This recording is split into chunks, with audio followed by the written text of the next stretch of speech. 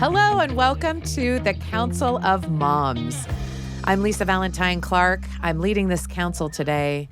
We are calling in really to absolutely come together as moms because we know we can't do this alone. We're calling in for the reinforcements. This is what this is right now. We're really excited to get going. And here we have the big guns to answer your questions, to help you laugh a little bit, to not take yourself so seriously too, and to really be like the best kind of, mom you can be, which is the kind that you need to be for your kids. The Council of Moms, because a few hours of labor pains are nothing compared to decades of growing pains, right? Amen to that. I love that. I love that one. This is a good one too. Council of Moms. No, you're right. It is an abnormal amount of laundry. Validation. So much Solidarity. laundry. Solidarity. So much more than anyone could adequately describe. And as always, Council of Moms made with real moms. I'm a real mom. I'm mother of 5. My kids are aged 17 to 27. They're on varying levels of launching. I love that we talk about motherhood and launching now in the same sentence. I'm trying to figure out what that's about. Collaboration with NASA at this point? Yeah, it should be. And I'm hoping that NASA technology will help us. The same NASA technology that, made the foam in tennis shoes and bike helmet. Listen, we got to do a collaboration. Motherhood needs all the help NASA. we can get. We need NASA. we need NASA. If anyone listening knows a contact at NASA, Any connections? What we could help.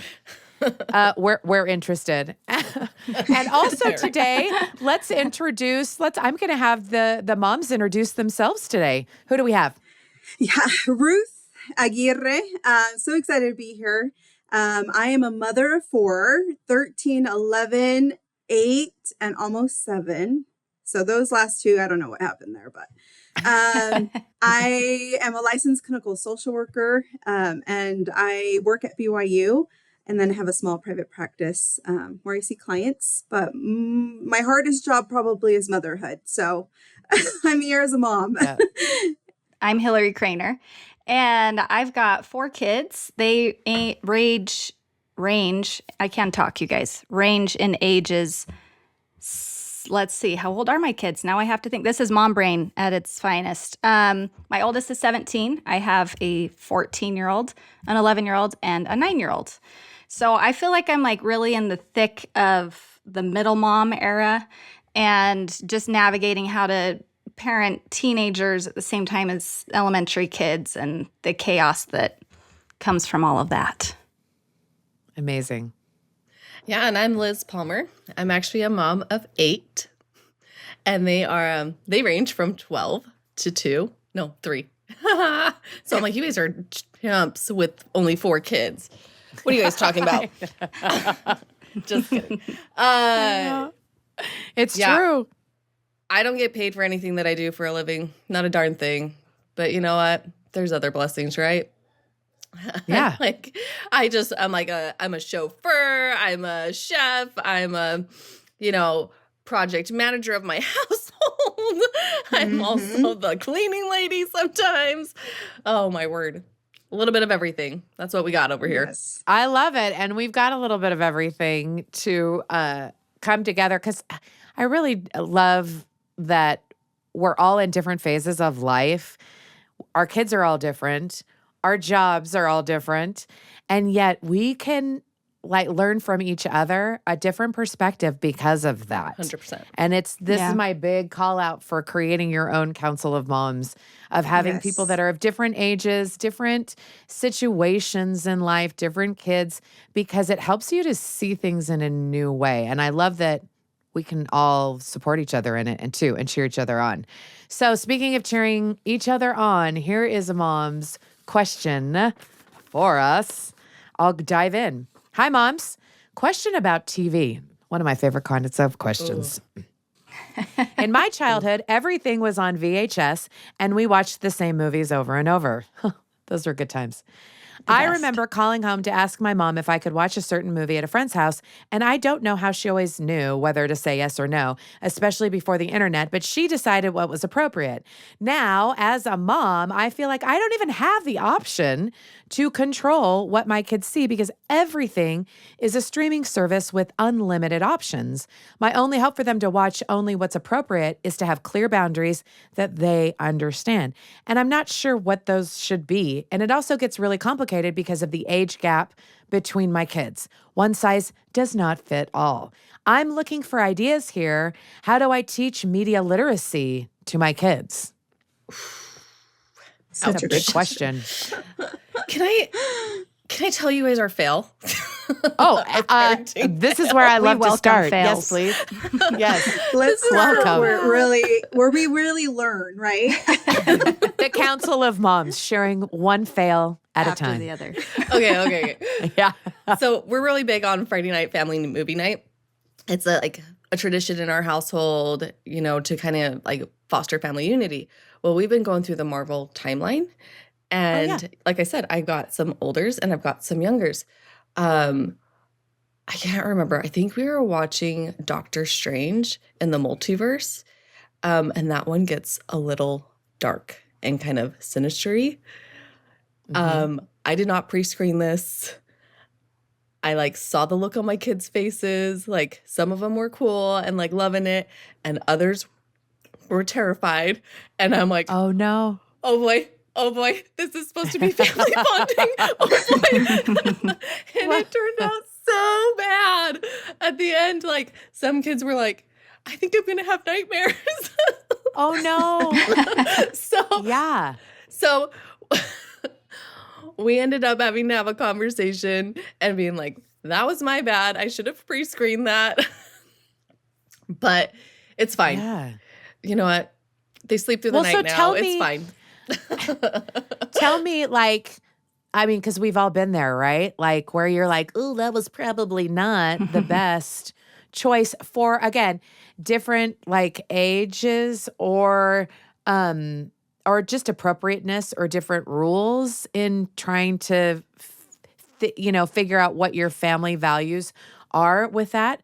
So what would you do differently now knowing that? So you've had this experience. So what did it leave you It with? taught me a bunch of different things. One is that everybody's got their own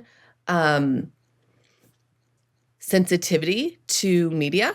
They have their own level. And I didn't really think about that because it wasn't just my youngers that were having nightmares. It was some of my olders too. They all have their own sensitivity on what that is, what that threshold is. One thing that I do love about family movie night is it gives us the opportunity to pause the movie and just check in with people. And, that's a good point. And be like, hey, where are you at? Is this too much? Should we continue to go finish this? Or should we stop and walk away, right? Gives you the opportunity to pause. I wish I would have paused and checked in a little bit more. But one thing that we did do is after the fact is that we talked to the kids and we're like, what are you feeling? What are you thinking? Is that a feeling that you want to continue to have? And then that's kind of the how we're going to have to judge what we should continue to watch and what we should not continue to watch. You know what I mean? Because I wish I lived in a day and age where I could pre-screen everything, but it's unrealistic, especially when you go to friends' houses and just all the devices that there are out there. I can't always pre-screen stuff. It just doesn't work. I agree. I mean, I don't have the time to be pre-screening every show that's available and to help, my kids know what they need to do or what shows that they can see. And I really like that. I think it comes from failing, right? To just have the experience. I come from a moment of learning how, because our screens isn't just limited on television. Right now we have screens that are the size of a phone that they can have access at any time as well. And so I think there was a time, right, where we use screens to have better behavior at restaurants or to help kids manage, their antsiness at games for other kids, etc. Yeah. And, I slowly started noticing that when I would take it away, right? Okay, the game's done. or the event is over and we need to be off screens, just the turmoil, emotional dysregulation is what I would call it, that kids would have. Yeah. And so I think now I'm trying to find this balance, right, of how much, not and it's screen time, but also content, right, of what they're watching. And so for me, I think it's being able to have, like you said, Liz, communication about what our values are, just helping them to know how to navigate even when I'm not there or when they're at friend's house. How does it make you feel? Does this align with the values that we have as a family? What is this trying? I like shows that are teachable, teaching me something, but I also love shows that are just fun and just, that we can laugh. And so it's just helping them to decide, right, where does that fall? Is this something I should continue? It's really interesting and tricky for sure. This is why I like the question of how do I teach media literacy to my kids? Because I remember those days, when you're calling and you were like, if you were younger, we're going to go to this movie. Is this okay, mom or dad? Or we're going to watch this movie. Is that okay? My kids don't do that to me, or they didn't. And I think one of the reasons why is I'd like to think they still respect me and they want to please me, or they did once upon a time. I don't know if that's true or not, but also it was kind of the thing to do. And because of the pervasiveness of media everywhere, movies, like you were saying, Ruth, on your phone and streaming everything. And it's not just this tape. It seemed like an event to go to a movie. Now it's not. It's just they're everywhere. They're on all the time. People are watching multiple things. Somebody will just put a phone in your face. Hey, look at this. Watch this. So it's not like this event to ask permission. And so the way that we talk about media and media literacy has got to change as well to our kids. Definitely. And I think it also helps to know what resources are out there. We may not be able to watch everything that our kids want to watch, but you can always Google the title that they're wanting to watch, and IMDb or even Parents Guide, whatever, they'll give you kind of just a summary of, hey, here's some of the content that's in this, and then you can kind of determine which kid is asking, because that's the other thing. There are some of my kids. Where were you? Where were you before family movie night? Too late. I know. Listen to the Council of Moms just a little earlier, Liz. I should also insert the fact that I was talking to my 17-year-old about this, and he was like, you're the wrong person to be talking about that, because I was telling him how these restrictions are like buoys, and they're safeguards so that you don't go out. And he's like, yeah, but your buoys are in the tide pools. And so I was like, okay, I get that. But what I'm saying is there are resources so that you can see content and then determine, which of your kids are okay to see that certain movie. That's a fair and valid point, because I don't think I have time to pre-screen everything. Who has time for that? You know what I mean? That's unrealistic. Mm-hmm. Well, and each kid is different. My oldest watched he loves scary movies, and he was able to watch them. My youngest loves scary movies, and and I hate them. I do and too. So she's like, "Can I watch this?" And I was like, "No, don't watch any of them." And she's like, "This is not realistic." Exactly. That's exactly the same thing that had happened to us. But he was able to watch them at a younger age.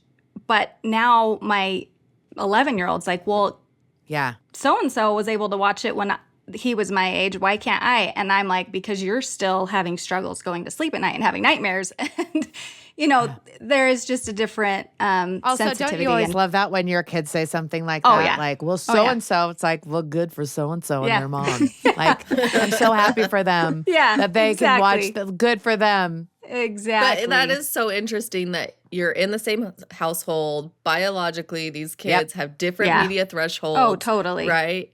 And so it's good to keep that in mind. For sure. And the other thing I was going to mention is each streaming service has different restrictions. So I would just say get to know those restrictions. We have, on Disney Plus, for example, each one of my kids has their own account on there, and they each have a different age restriction so that there are age-appropriate shows recommended to them when they get on the app. So I think that helps as well. Just kind of getting to know Fetch. what tools there are Being to help you. We need to involved hang in out that. with Hilary. Yeah. Teach me these things.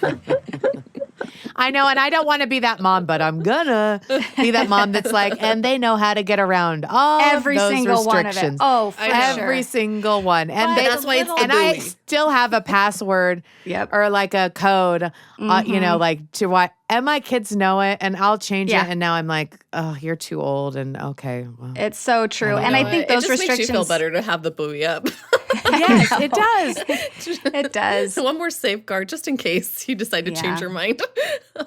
Yeah. And the restrictions seem to be more helpful for like the younger kids because sometimes Yeah. there are previews to shows that show up that are just like awful for these Yes. little ones. And so to be able to know that there's that tool to block those for each profile is helpful. But That's a really great point. I would add that I like for my kids, obviously when they're in my home, to watch it in a place where I can see it, be seeing it as Oh, well. yeah. Right. That's so be- smart. Because A what common area. I'm recalling a memory I had with my 8-year-old who was watching Disney Plus, right? It feels safe, everything on there. But again, it's just maturity level, media, sensitivity and threshold for each kid.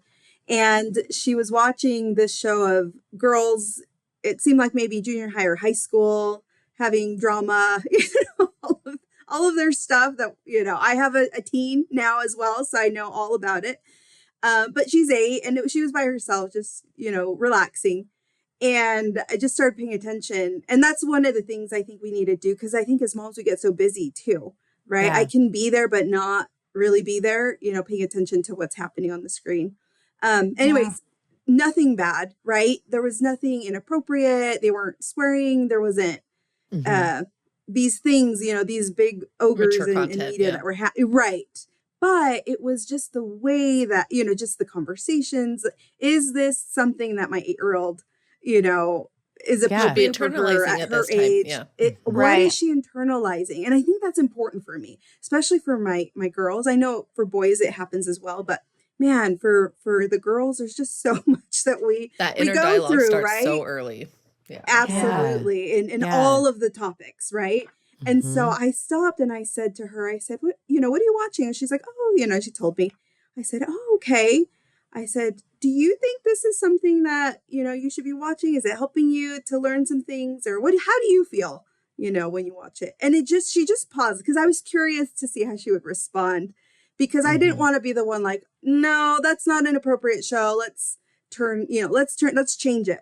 Because what I hope to help my kids start to do is to own their choices, right? And to then know how to navigate from that. So what I was trying to do is just help her kind of reflect. Is this a show that maybe there's content here Right. that, just, is this something that you need to be learning right now? I and like so she's that. like, Those are good questions to ask. Yeah. And she just, Because I think in the moment, you don't always know. Like, Right. Yeah, I don't the want this to pause is sound like effective. accusatory, but I want to be that inner dialogue for them to help them to be able to do this for themselves. Correct. Yeah. Correct. It's You all know? about, I don't know. For me, it's like building resiliency in some way, and the media resiliency, yeah. right? And so Definitely. she thought about it, and she's like, yeah, I think you're right. And she didn't expound more as to what was what was right about it, but she'd been watching it. She's been, looking at whatever it was making her feel or what she was learning, and she just changed it on her own, and we moved on. And so I think that makes me feel like, okay, something's getting in there where hopefully she's starting to learn, like, I can make a choice and also make another choice, even if I've already decided Yeah. to. Do you know what I mean? You can change your mind. I think Correct. this is it's so hard, because I think a lot of times, and especially in this question too, of like, oh, can I watch this VHS tape or whatever? Our first inclination is to be like, is there anything bad in it? Right? Like, profanity or sexually explicit or violent.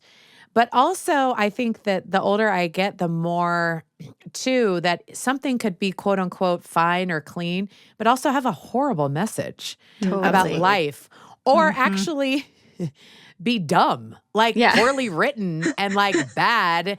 And I'm like, I don't actually want that junk in your brain. I want you to be to just because it's stupid and not Right. intelligent, or like there's so many other things too that could influence like what your family value is for that. Now, of course, you control that a lot when they're young, but as they get older, it's so much harder to. So asking those questions of like, why are you watching this? Is there something better to watch? Is there something Is this a good use of is your this time? Or is this a good use of Yeah. your time? And not to say that like just being entertained for entertain's sake, like that's a totally great reason. It's as valid. far as I'm Yeah. concerned. It really is valid. Or tell me why you like this, or tell me why you're drawn to this, or tell me why you feel how you feel after you watch it, or those kinds of questions I'm interested in. What are some other questions that you like try to get them to ask themselves that teach media literacy, do you think? I think that I kind of focus on three things. I tell my kids to, when they're watching something, how is it making you feel scared, uncomfortable, or embarrassed? And just really paying attention while you're watching, or even numb, because sometimes we can watch things and just kind of become numb to it or whatever. And if you're able to just really focus on how this show is making you feel. So here's like a personal experience for me. I used to love true crime podcasts. Like they were just my guilty pleasure. And I started to realize that even though I loved listening to them, they really made me feel like dirt. I just kind of, it like put me into this funk, and I didn't Or realize it was that just it was heavy. Yeah. And I didn't realize that that was the source until I stopped listening to it. And then I was like, oh, duh. Like what, Yeah. And some people, my sister loves it. It doesn't affect her, But for me personally, I had to sit and ask myself, is this making me feel anxious? Where are these feelings coming from? And it was from that. And so I actually had a discussion with my kids about it, because they were like, why don't you listen to your podcast anymore? And I just had to be like, they were making me feel really crummy, and I didn't realize it. And I think having conversations like that too, just being, by example with your kids. There was also a movie that my husband and I went to go see. Everybody was raving about it. And so we finally just went, and there was something that made me super uncomfortable. And so I'm just looked at my husband. I'm like, I'm going to leave. He's like, what?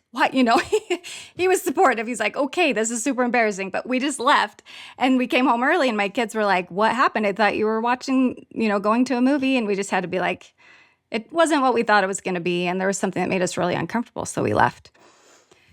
Now, that's great. Those are good examples. That doesn't happen all the time. But I think that when we do point those out and just sort of tell our kids what we've done, they can say, maybe think of that in the future when they find themselves in a similar scenario. Yeah. Oh, yeah. Thanks for sharing that. I think that when our kids see us making the same decisions in real time, or explaining our thought process to, that they know that this is an ongoing thing, and that this isn't a, when I'm an adult, I do whatever I want. And when I'm a kid, I have all these rules. It's like, no, it's actually a bigger issue than that. It actually, we're actually trying to, this is something that we all deal with. This is part of living in the world, and this is part of living in a society, and taking ownership of your choices. So this is actually a very adult thing that we're trying to teach you how to do for yourself. I went to, really quickly, I just wanted to add, I went to a training one time that really opened my eyes. I haven't done it yet, but I really liked this idea of creating a family technology contract. Where you tell me sit more. together with the family, and you kind of write down and decide, like, how are we going to navigate? And I think, when I think of media, I think about all of it, right? It's encompassing screens and what we watch and when we watch it. But just being able to identify, again, what our values are as a family, how are we, these guidelines that are going to help us to aim to the goal that we have as a family. So, I mean, things like screen-free zones, or Mhm. what times we'll be on screens, what we'll watch, or dinner table, you won't have screens there, whatever. Again, it could look very different. What content, Yeah. we're wanting to aim Yeah. towards. And I think this contract, that we all put together and that we all Mhm. agree to, can be just something that helps us as a family, and that partnership that we have, that team work that we have together, to just, just one other resource to help us reach those goals Yeah. as a I love family. that. So I haven't done it yet, That but I is really beautiful. love the idea. I do. But I you know do it too. exists. Yeah. Yeah. I love It that. exists. If you don't It's a know, then thing. you can't implement it, right? Because I honestly think that parenting most of the time is like, yes, we have these family rules that we're like teaching our kids, but hopefully those rules translate onto an individual level, right? Right. Yeah. Because Yeah. that's the goal is, yes, we have family values, family rules, house rules, but eventually you're going to have to figure out what is your person's rules and values. And, so you're modeling that in your home. So I love the Yeah. idea Right. of a family contract. Right. And I mean, there's been research done where, and not necessarily just what they're watching, but just how much time they're on. Yes. There's Mhm. there's a 100%. connection to behavior, right? Oh, And a 100%. lot of our parenting and motherhood is navigating those Yep. behaviors, right? And I'm so not gonna Yeah. if lie, I the can TV do- babysitter's nice sometimes. I'm a Use it working mom. judiciously, right? I am not shy from screens, right? It has helped me navigate some really tricky moments in my life. Yeah. But I also have seen that behavior, just like I said, dysregulation. I'm like, oh Yeah. my gosh, it's 10 100%. times worse now after. Yeah. And I You know, think some sharing peace. that with your kids is so valuable, because you are telling them, like, no, it's not all good, all bad. Like, we never Mhm. watch TV or whatever, but like, let's be intentional about it. Let's be Right. mindful about this. Yeah. Yeah. That's a different conversation. Correct. For Yeah. sure. Well, thank you so much for having this conversation. It's kind of vulnerable, I think, for moms to have conversations like these. Like, what are you going to teach your kids about media literacy? Because there's a lot of fear of judgment, and there's a lot of fear of of being judged, like yourself, or sharing. But sharing these ideas is actually really, I think, empowering, because we're all sort of adjusting. Liz, you're not the only one that's made mistakes on this. Like, we've all made mistakes of Totally. like, you saw what? Ooh, or you're in the middle of it and you're like, sorry guys, how many times have I been watching something and I'm like, nope, stop, sorry. Mine's Sorry, You this know, is a I mom didn't show. know. Pause. Mine's usually movies awkward. from the 90s or 80s that I Yes. watched as a kid, and then I'm watching it with my kids, and I'm like, what? I don't know how many times I've said This is what I'm telling you. the family rating movie night's system gone was right different a back lot. in the 80s, because I like there know. was like, there's no nuance here. It's just like, Yep. it's an It's true. ongoing conversation, media literacy. We're not going to solve it, but we are going to help you out a little bit at a time. Thank you so much to my Council of Moms, Ruth, Hilary, Liz. Thank you for sharing your hard-earned wisdom. If you're listening to this and you're thinking, okay, yeah, we've got some good discussion points. We've got some good questions. I bet somebody's name is popping into your mind. Share it with them. Share this podcast with them, or this episode.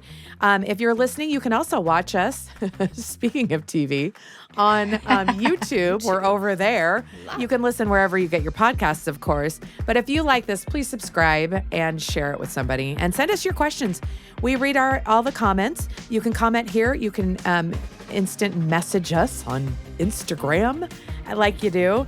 The Council of Moms is a Slide production of into those BYU DMs. Radio. And as always, Council of Moms is made with real moms. Thanks so much.